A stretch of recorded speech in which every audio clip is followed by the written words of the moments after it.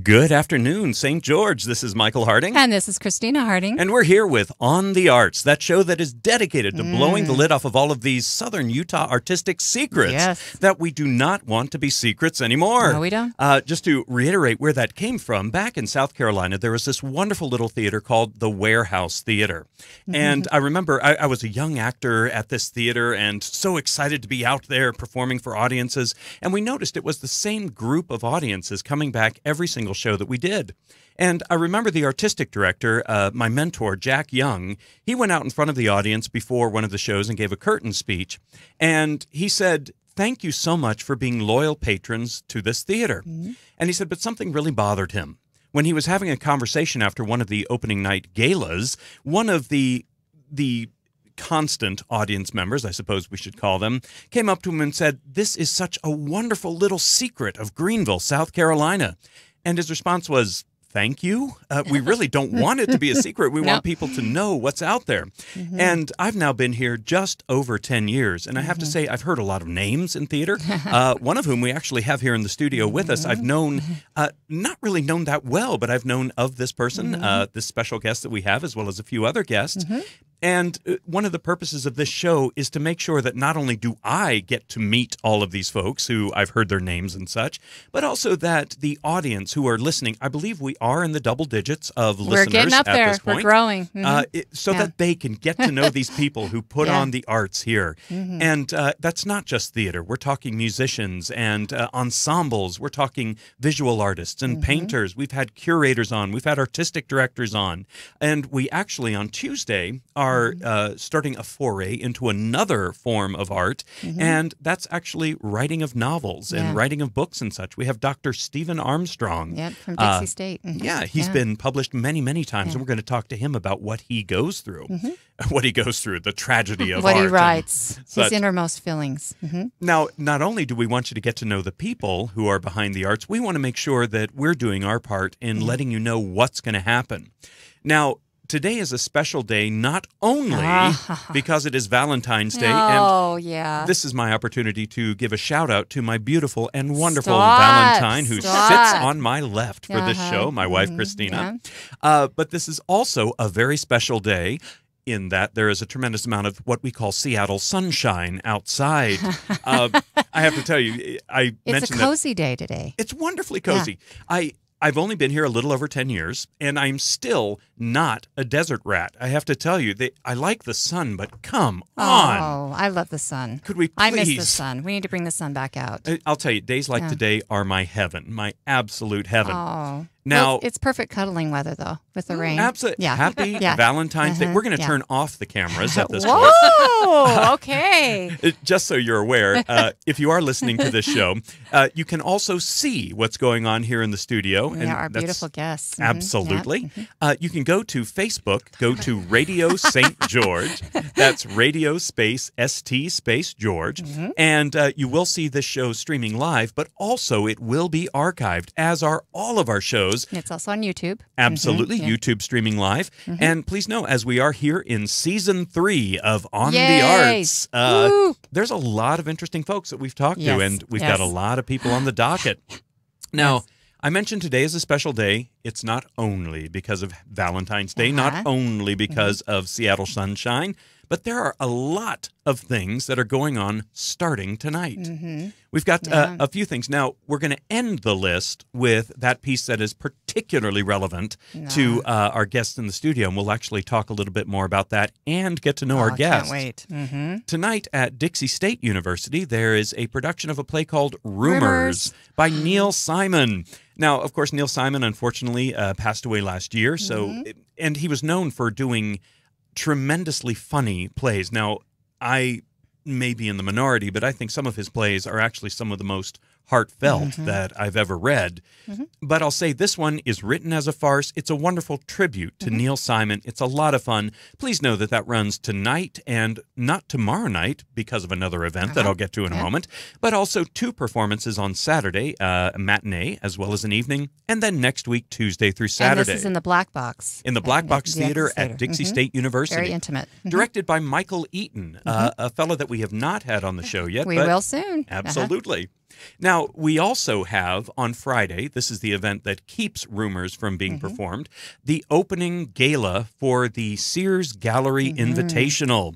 And again, I cannot emphasize enough. We had Kathy Cecilewitz on last Thursday, the curator of the Sears Art Gallery, and she mentioned how diverse the pieces of art are this year. And I have to tell you, I've walked by this studio. I can't say it enough. And there is a lot of fantastic work in there. There are some shows that are just special, and this is one of them. I'm going to say you don't want to miss this display of art that we have in the Sears Gallery. Now, next week on Thursday, we've had a former guest, Josh Scott, who's also involved with a piece we're going to be discussing in just a moment. He's everywhere. He really is. Who Josh is this Scott, guy? synonymous with theater. Amazing. Josh is actually a teacher at KDXI High School. He's the theater teacher. And they are going to be opening a production of The Odyssey. Now, I have to let you know, this is not the Odyssey. I mean, Homer is yes, he's an okay figure in the literary history of the world. But this is actually an original adaptation of The Odyssey. By who? By a fella named Michael Harding. I'll tell you. A little shout out. Yes, I'm glad. Great opportunity on the radio. Yeah, I hope you've heard of him, not in an infamous way.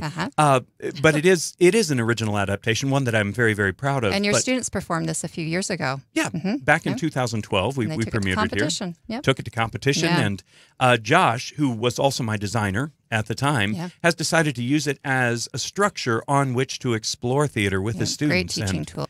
And if you've seen any of Josh's productions, not only at KDXI High School, but around town, we're getting to that, you will know that he is quite the theatrical mind. Yes, he does. Quite a brilliant creator of theater.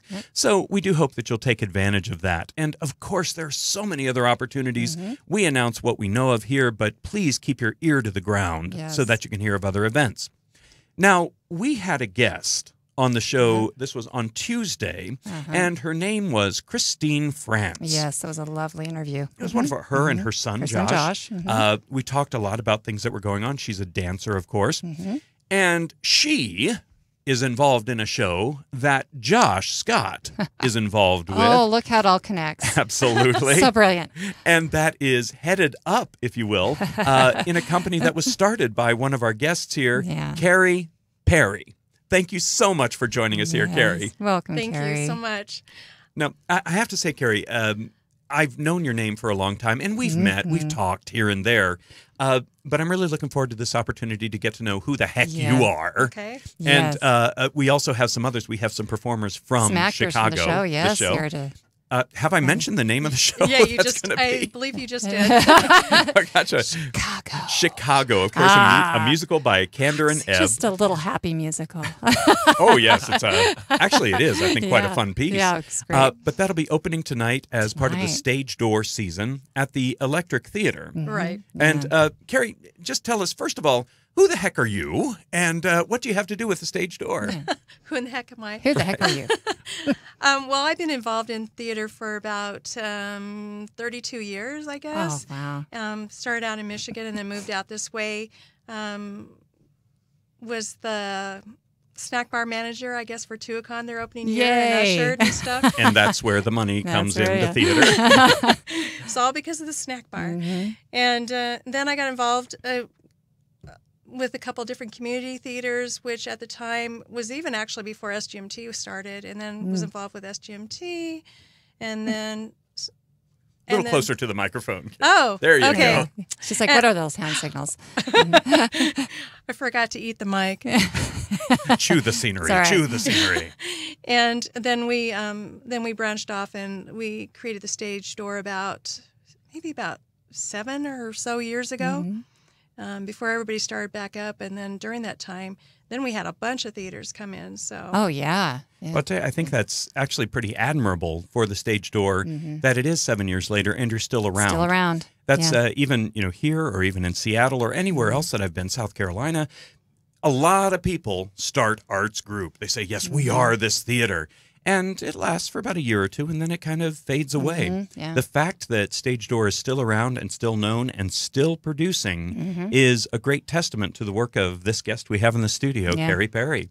Thank you. And originally, it was not a theater company. It was more of like a theater support company, and we worked a lot with young people. And then once the Electric Theater was built, that's when we branched off into theater. Gotcha. Now, you started your very first production of Stage Door, I understand, was Into the Woods, the junior version? Oh, that was one of our summer camps. Uh-huh. And that was at the studio in Santa Clara. So we did Into the Woods Junior.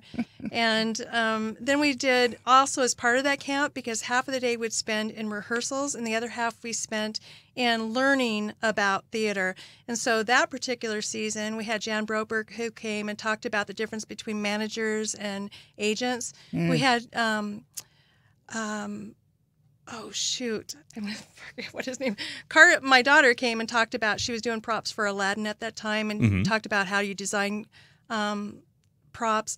And then Guy Smith, that's what I was going to remember. How can you forget Guy Smith? Yeah. He came and... a force of nature, that Mr. Smith. And he taught about makeup.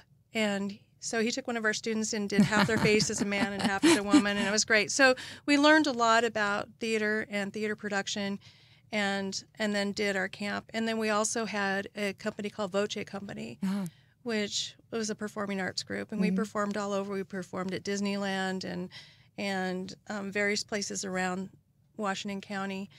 And then we've tried a little bit of everything, just depending on what it seemed like the needs were of the community, and especially youth. And we like to be a liaison between community and then the more professional world in theater.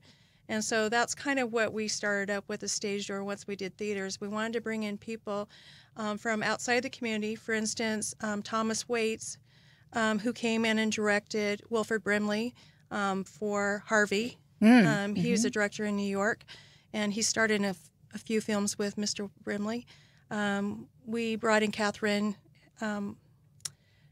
If you say Katharine Hepburn, I'm going to I'm fall gonna out of my chair. Catherine Ross. There I we was go. going I to was say gonna Catherine say that. Hepburn. And her and Mr. Brimley, they did a show for us.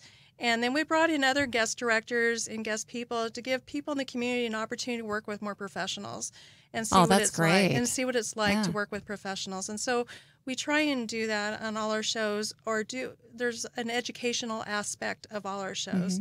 For instance, when we did School of Rock this summer as part of our youth production series, we also taught them about music, the history of rock and roll. And we brought in different guests from around the community to teach the kids as part of that production. So we hope to continue to do that. Sometimes these guest directors that come in do workshops. We have a guest director who's coming in to do a chorus line next November. Wonderful. Chorus line. So, That's and been one of my favorite shows for Yes. years and years Yes. and years. Yeah. And you probably won't see it too much around here. And No. so, no. No, Yeah. you might see it and they'll mute out all the talking. I Right, think. right. So, and he has a long history with a chorus line, and was on the Oh, Broadway wow. touring company and everything, and he's coming in from California. So when he comes in, we'll do a workshop, an educational workshop too. So we take advantage of that when we have these visiting professionals come in. And are those workshops for any age group? Right. Wow. When Thomas Waits came in, and he has an acting studio in New York City, he did a workshop on advanced acting and scene study. So What a great opportunity for community. And how do you advertise these so that people can find out they're around? well, we're They're very grateful. secrets. Yes, it's part of the secrets of Southern Utah. We're trying to get our name out there a little bit more and what we have to offer, but we're kind of a mom and pop shop too, and so and we're based on volunteerism initially. So a lot of us wear many hats, and I probably wear most of the hats. All and of so them, it's really probably. hard for me on advertising to get the word out there. Well, now this just isn't your only job, right? You have another full-time job along with this one, correct? Well, I work one day a week as a nurse at the Southern Utah Veterans Home. Oh. What I know about nursing, one day a week, that is a full-time job. Yeah. That's about all I can handle. That's all you can handle now, yeah. But Carrie, a quick question for you, and this is off of something you said earlier. You said you came here from Michigan. Is that where you grew up? No, I grew up in California, and then after my husband had graduated, he got a job out in Michigan, so we lived out in Michigan for 10 years, and that's where my my theater background actually began. I was too chicken to try theater in high school. Always wanted to be. So I started out after my first child, and they were looking for someone to paint sets, and so I went on and I painted sets, and then slowly but surely I got really involved in theater over in Michigan, and then continued on from there. Mm-hmm. It's an inclusive group anywhere you go in theater. As far as I found, you may start just dabbling your toes in the water and you get sucked in. Boy, do you. Pretty quickly, I'd say. Yeah. So I think that's good for everybody that you got sucked in and are willing to share your administrative abilities and artistic. Now, I have to say something I discovered about you, and this was just in talking before the show. You've acted as well. I did not know this about you. Now, I'm opening up the doors to everybody looking for an actress now. check out the video here. I started out probably doing props and stuff like that, and then branched out into acting.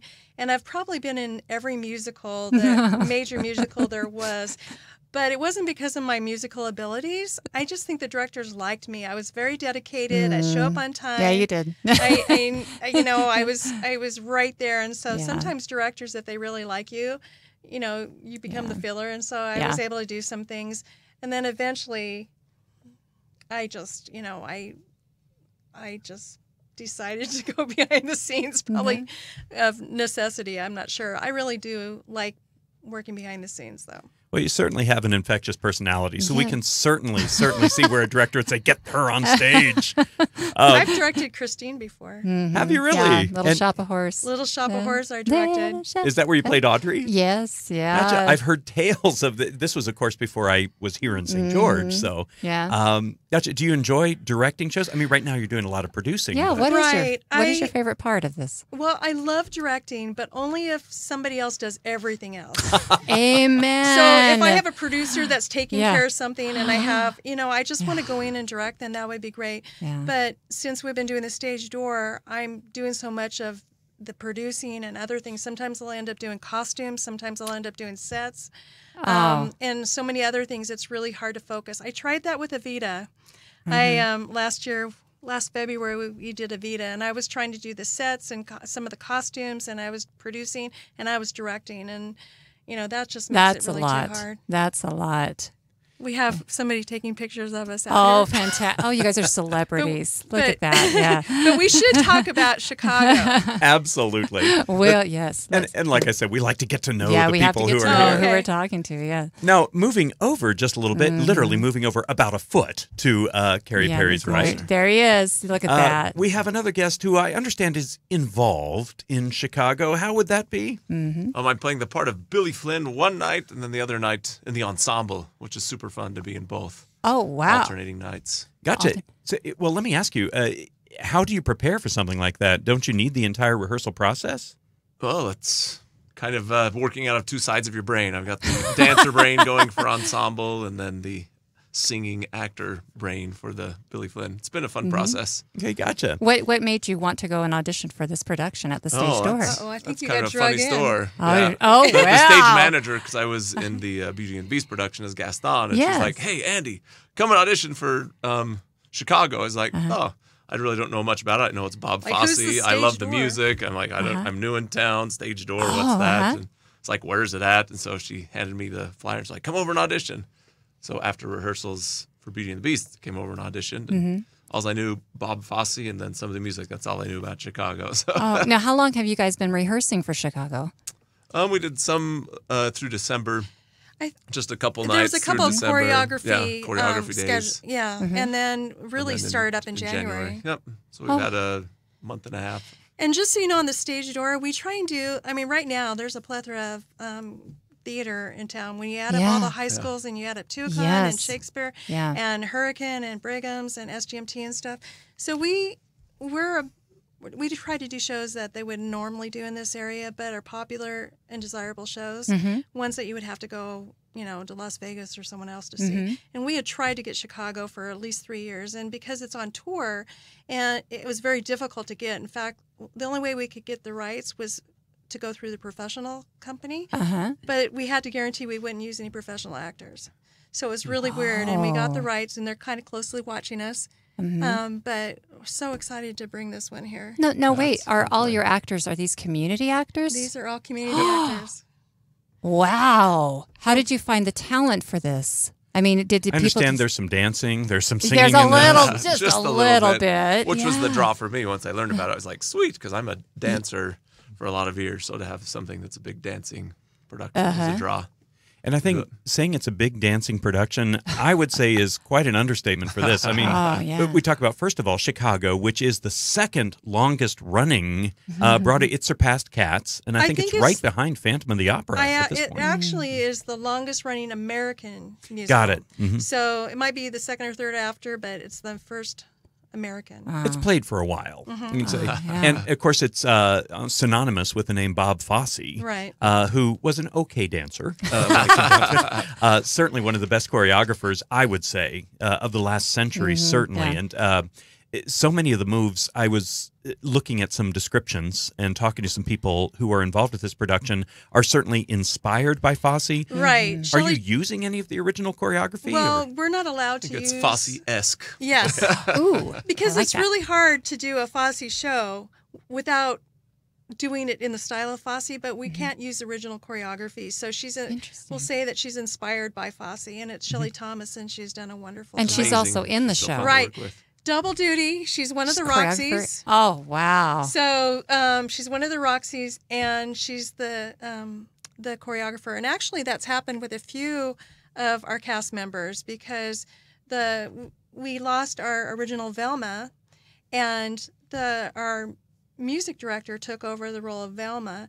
And also, we have our props person who's one of the dancers in the show. Now she's... and Josh is doing directing and lighting design, and I'm doing box office, and I'm doing producing and whatever else. I might probably be on lights. Who knows? Oh, how exciting! Chicago, produced by St. George. Wow. So I think of it as a collaborative. I mean, we're all in this together. It's almost like a co-op.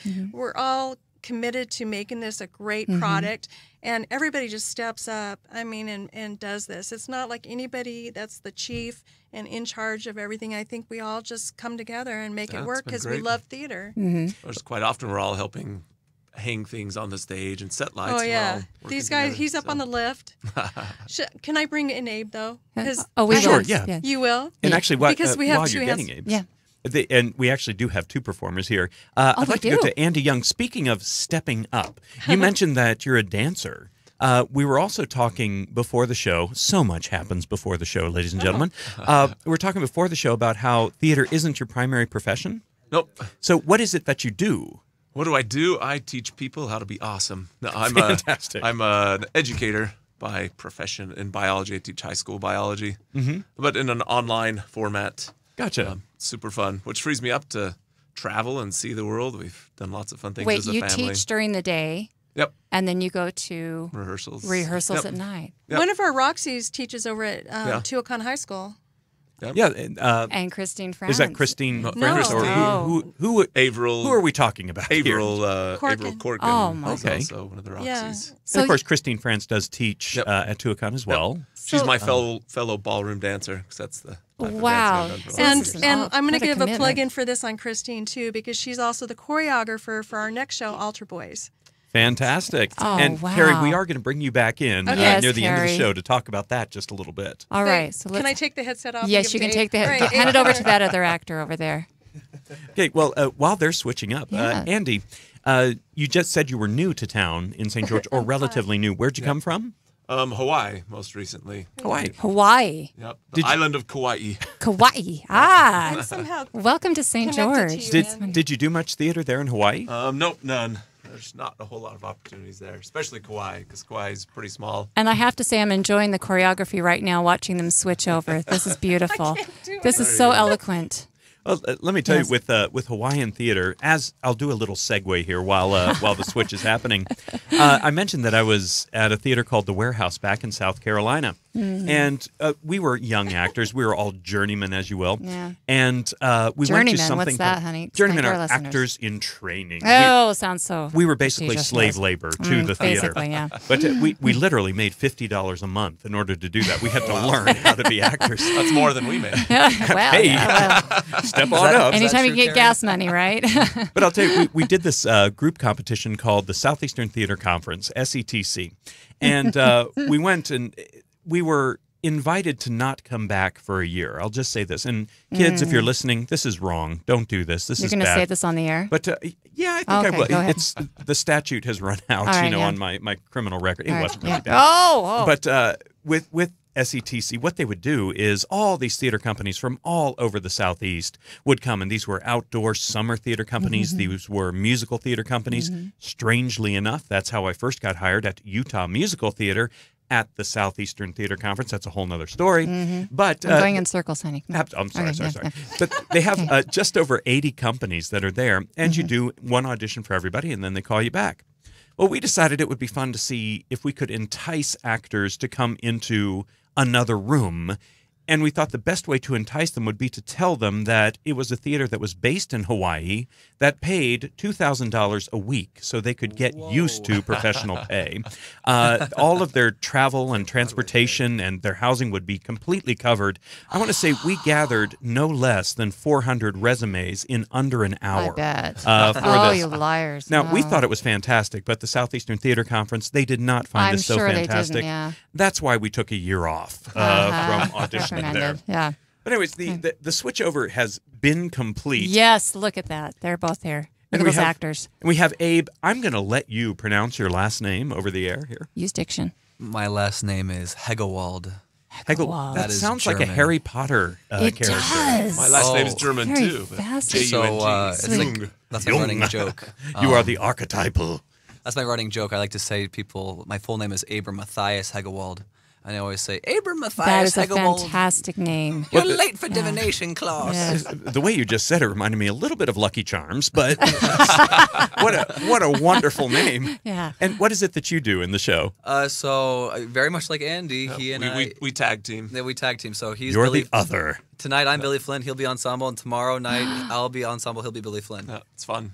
It is. Fantastic. It's definitely a new experience for me. I've never done it before. Yeah. I've been double cast. It's Yeah. been a lot of fun. Well, we mentioned earlier how this is quite a dance show. What is your background with dance and performing? So I got involved in dance when I was, I don't know, like in probably 5th or 6th grade, and my mother kind of kept it from my father. It was a secret. She didn't want my dad to know. Kind of a Billy Elliot situation going Kind on of, there? yeah. And I hated it, to be completely honest, at first. Like the pants were so tight, and I didn't like having to wear dance belts. Oh, yeah. They are the I uniform, my friend. I did not enjoy that at all. It wasn't until I got to my freshman year of high school where I was going to a magnet school for the arts called Pebblebrook in Atlanta, Georgia, and where I was surrounded by really masculine male dancers, the upperclassmen, juniors, and seniors, and I was like, wow, that is not what I've been seeing for the last 3 years in my dance classes with all these little girls, and so I took it more seriously my freshman year of high school, and I started taking ballet, and then I've been in dance companies since then. In college, I was a music dance theater major at BYU, and I've been dancing professionally, off and on ever since I was like a senior in high school. Well, let me ask you, Atlanta, Georgia, is that where you grew up? Yes. Well, I grew up in 3 different states. I went to 3 different high schools. I moved a lot as a kid. Gotcha. Were you military or? No, my father just kept changing jobs. Yeah, kind of like this guy. Instead of sticking with one country and working his way up the hierarchy ladder, he just would company hop to get up the ladder faster. And it kind of bit him in the rear end later on in his career. But now he's doing great again. He's very happy. We call that the consequences of being a Renaissance man. Yeah. I lived in Delaware, Virginia, Ohio, and Georgia in my youth, you could say. Gotcha. I that's grew where up in you're from. Virginia. I Yeah. went to graduate school in Delaware, actually. Okay. What part were you in? I was in Hockessin. Okay, gotcha. I was in Newark. Newark, yeah. Yeah. So they're neighbors. Yeah, in Delaware, not too big of a state. Not too big of a state. You can throw a pebble and you're in Pennsylvania. when I it lived comes 5 down minutes from the Pennsylvania border, and during Christmas time, the population would double because everyone would come from Pennsylvania to get the no sales tax. Right. Yeah, that kind of freaked me out the first time I went in a grocery store and I paid what was on the shelf. I know, right? Isn't that kind of nice? Don't I owe something else here? I don't know. I missed that. Well, now, is this your first production with the stage door, or have you been in other productions? This is my second one. I did Young Frankenstein, I don't know, like 3 months ago now. It was, it was like Frankenstein. Frankenstein, yeah. And who did you play in? I was Inspector Kemp.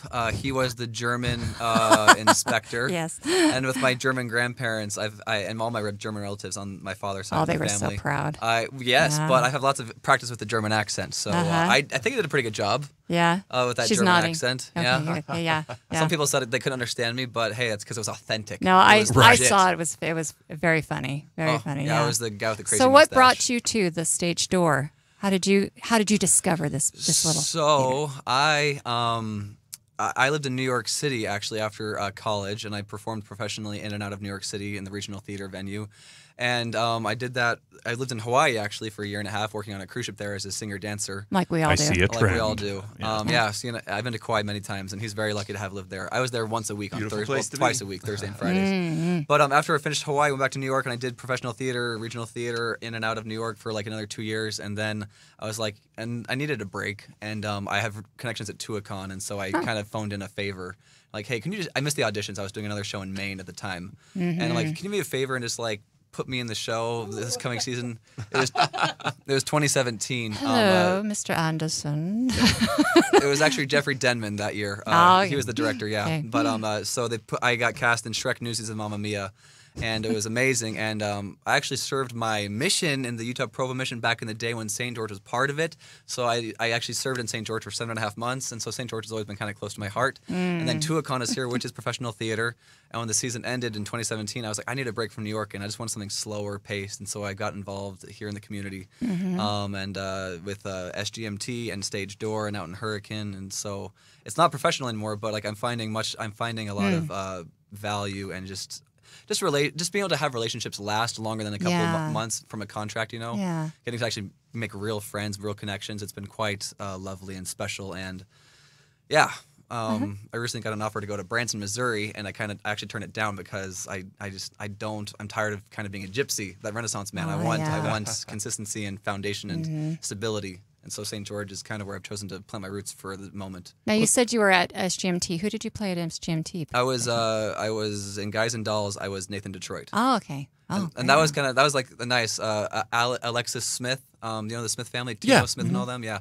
Alexis Smith knew that I worked at Tuacahn, and she's like, "Hey, I know you're done with the shows. Like, do you want to do another show? We're looking for a Nathan Detroit." And I was like, "Sure." So Why not? And honestly, from doing if I hadn't done that show, I probably wouldn't be here now because that got me involved in the community theater scene.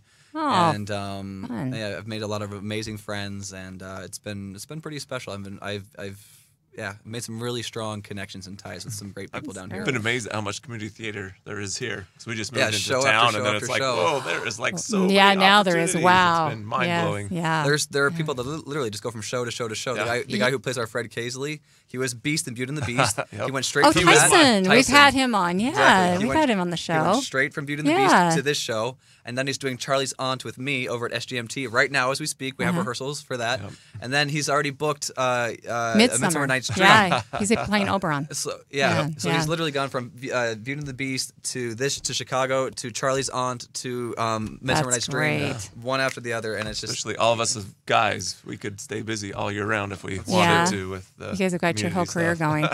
going. Yeah. Well, we talked with our last guest last show, and that was, of course, Christine and Josh France. Yeah. And we talked about how small the theater world is, how small the theater community.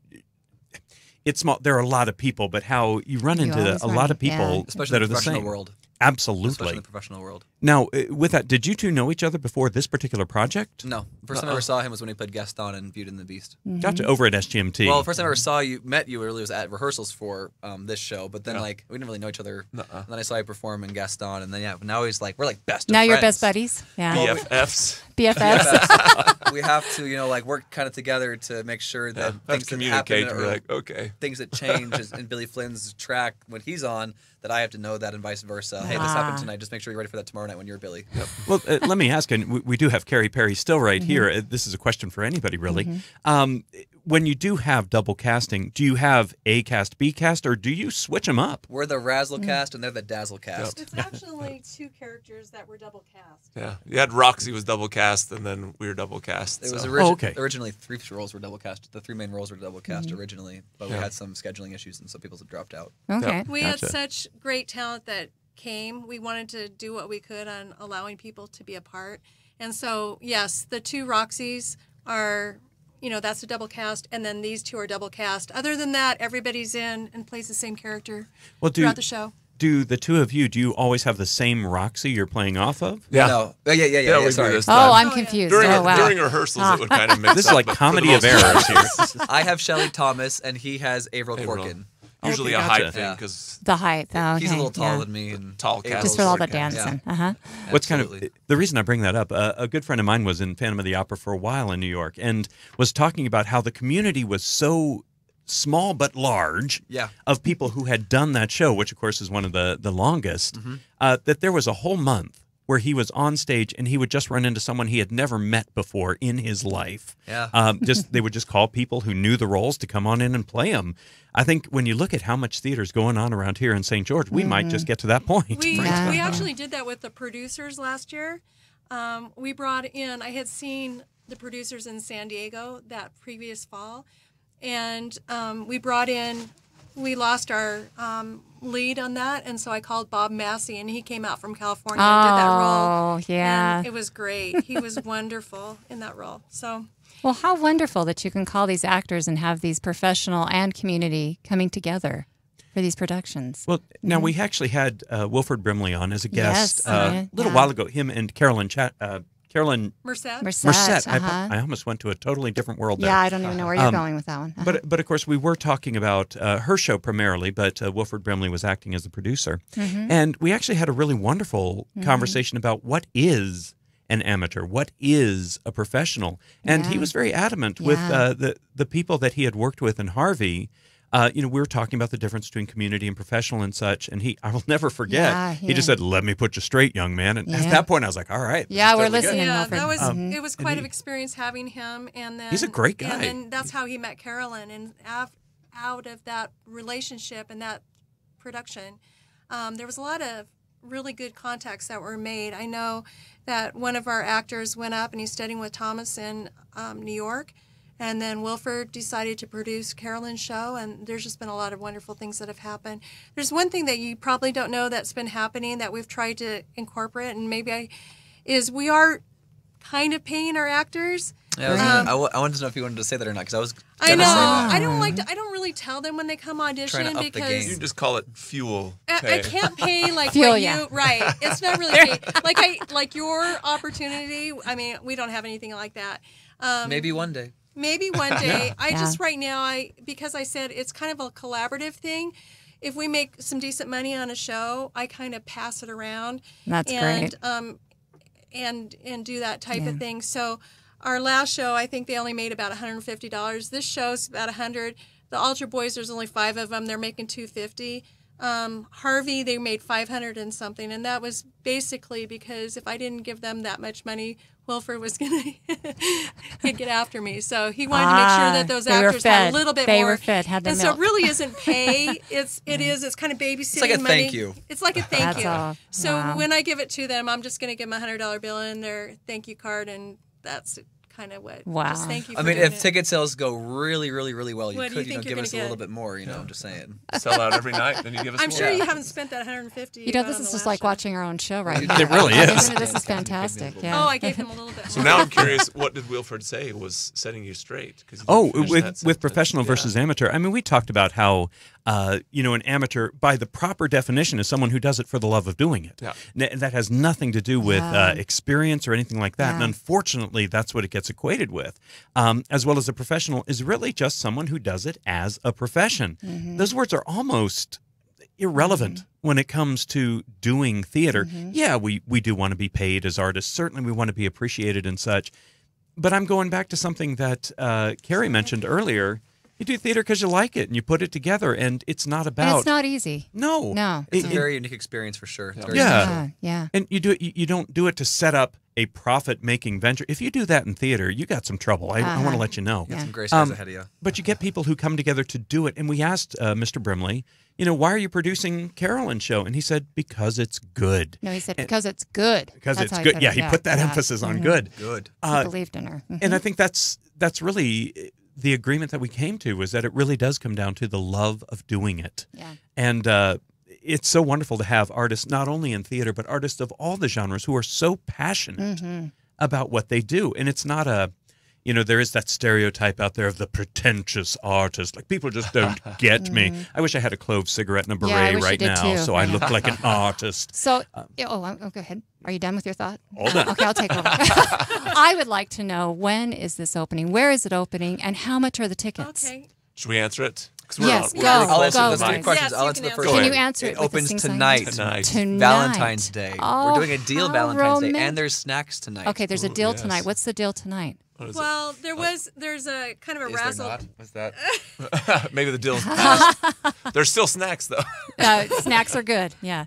Well, the cast know about some razzle dazzle specials that are going on this week. But for Valentine's Day, and we did this last year too, is we have free refreshments. We have a dessert bar. We also have some door prizes that we're giving out today. So those people that come tonight, we're going to give out little tickets and they get door prizes. So, and it runs tonight, February 14th through March 2nd. Just through March 2nd. Thursday, Yeah. Fridays, and Saturdays. Okay. So 4 performances. So there's matinees every Saturday as well. See, I remember how hard it was to get actors because the wives wouldn't let their husbands perform for very long. And so I've always felt like 3 weeks is... Yeah. What's so funny is you have that stereotype of wives dragging their husbands to the theater anyways to see these shows. But No, I think it was a matter of letting their husbands appear in the show. My wife's been super supportive. She's the one's like, go do it. She's like, Oh, we've wow. been She's wanting probably She was in in Beauty and heaven the right Beast now. with you, too. Oh, you're done already, honey. Oh, okay. Yeah, she did Beauty and the Beast with me. But How many Oh, kids she do was you in it have? with you. You have 4 kids. You have 4 they kids. were all in Beauty and the Beast. Whoa. Oh, Shout out. that's great. If they're listening, it's my daughter's birthday. Happy birthday. Happy Happy birthday. What is your daughter's name? Alana. Alana. where's Happy my birthday, daughter? Alana. Yeah, I was just going Oh, to she say. just hid. We've had a special This guest is here in big- the studio the She's whole a time, our sweetheart. silent partner. That's Aria, Look Carrie at that. Perry's Wave at beautiful the daughter. camera, honey. You can wave, Sky. Wave to the Hey, radio. guys. Yeah. Well, now I do have to. We are unfortunately running out of time, which yeah. is usually the case with a show. I'd like to ask Carrie and all of you really, but Carrie particularly about the next project. Yes, we want to know about your next and, show. And just so you know, this is at the Electric Theater. We're one of the resident nonprofits at that theater at 68 East Tabernacle. Our next project after this one is directed by James Royce Edwards, and a lot of people may be familiar with him. He's been at Tuacahn, and he was played in Evita last year, and he's coming from California wow. and directing The Altar Boys. And he has a long history with that. So it's very interesting how we go from Chicago, which is a little naughty, a little PG-13. bit PG-13, okay. to The Altar Boys, who's all about this Squeaky clean. It's squeaky a Christian boy band, Yeah, it's isn't a it? Christian boy band. And one Jew. Yeah, I was going to say with a Jewish Named Oh, Abraham. that sounds great. 4 Catholics and 1 Jewish person. And it's going to be great. We have a live band on stage. A and live it's- band? Yes, their live band on stage. that. Yeah. Fantastic. And it's their last leg of their Raise the Praise tour. And it's done as a concert, and it's just going to be a lot of fun. And I understand, is there some sort of meter on stage that drives this? Yeah. I wanted him to try out for it. Oh, yeah. It's a I soul don't know meter. how I could do that show and this show at the same time. Yeah. Yes, it was a soul meter, so it tells you how many, like you're saving souls. Uh-huh. So, right? You probably know. And when more does- than I me. do know. Well, no, you're right. That's right. That's it. Yeah. There's just, that's it. Wait, and does it gauge the souls that are in the theater, Yeah. or does it just in the world? I think it's how many they save, right? Their spiritual enlightenment. Yes. How many That's they save. wonderful. Yeah. And when does this show open? Altar that Boys. one's March 14th to March 30th. Oh, wow. So that one's a short one too, and we have great 5 young men, and they're going to be great. The Orem twins are in it. Yeah. Give them a shout out. That's They're from Tuacahn. Kobe and Chris. Am I correct on Right. that? Yeah. Yep, they're from Tuacahn. Uh-huh. And that's where, let me ask you, as we do wind down the clock here, we're running out the clock, just like a championship basketball game. I used a sports analogy, ladies and gentlemen. Wow. There's a stretch. But Yay. we clearly have passion here in the studio. Yeah. Let me just ask the 3 of you, what would you like to do next? You have the opportunity to do whatever you want. What is it? I know what Here she comes. Okay. Wait, can I? Ladies first. Oh, no, You were actually, super excited. no, because I don't know when this is ever going to happen, but this is a shout out to Tuacahn. If they would please let me do Jesus Christ Superstar at Tuacahn, because I can't imagine a better venue than that. It was written for a venue like that, yeah. frankly. Yes, please, let me do it. I think I wrote Kevin Smith, and he just probably didn't answer back. So I don't know if they're some of our listeners or not, but we'll certainly Well, put hi, it out there. listeners, So yeah. And what about the two of you? Yes. Go ahead. Andy and Abe. So I'm gonna think outside the box here for a second. I'm gonna say get married. That'd be nice one of these days. It's Is there- Valentine's is there- Day. That's is there very someone appropriate on for the- Valentine's Day. So all of you ladies out there, check Is out he the single video right now? feed. Dave is single. Well, we'll share this, and he's It's one of the reasons looking, also why I guys. just had to stay in Utah. Maybe I could find a wife one of these days. They'll find a. Yeah, I'm sure there's one around the corner Come to somewhere. Chicago tonight. I'm a good guy, I promise. Okay, yeah. And what about you, sir? Oh, it's hard to say because, you know, I'm a biology teacher. But when I graduated high school, I wanted to do theater, go to Broadway and all that. So now, 25 years You're doing later, it. I'm stepping back into it. It's been super fun, but it would be Fantastic. super fantastic to do a lead role opposite of my wife. That would be super fun. So that's a good Valentine's one too. That so. would be great. Is there one specifically that you have in mind? Oh, I don't know. Guys and Dolls, not Guys and Guys and Dolls is fun, but Be good for pajama game. no, Sid and Babe. Seven Brides for Seven Brothers. It would be super Adam fun. and That's been one of my Oh, favorite shows ever. All growing. right, out Gotta grow your there. beard for that one. That's okay. I can grow a mean You beard. can grow a mean beard. I saw a picture of you on Facebook. You can grow a mean beard. Well, You've been Facebook stalking me. as is always the case with this Yeah. show, we always wonder what exactly are we going to talk And we about always during this, talk. and it always We always runs talk, out of time. And this group's been great. Talk about Yeah, finding a wife for Abe. yeah. We're gonna gonna find a wife Oh, for that wasn't you. inappropriate. He's an actor. We're going to do a call-in show about that. But anyways, thank you so much for listening to Yeah. us. And on the Arts, please do remember on Tuesdays and Thursdays at 4 p.m., you can hear Christina and myself Yeah. talking to people who are behind these little secrets that we have here in Southern Utah. We do hope that you'll join us on Tuesday, where we have Dr. Stephen Armstrong, a published author, and we're going to talk about that side of the arts. And also tonight, the opening of Chicago, certainly. Yay. Also, the opening of Rumors here at Dixie State University. And next Thursday, the opening of The Odyssey at Dixie High School. Yeah. If you have anything that you'd like us to talk about, or even if you'd just like us to mention, please don't hesitate to send us a message we'll get right at back to either you. Radio St. George or On the Arts, which is a separate page on Facebook. Now, until you hear from us again, we do hope that you'll take advantage of all these opportunities and keep your focus on the arts.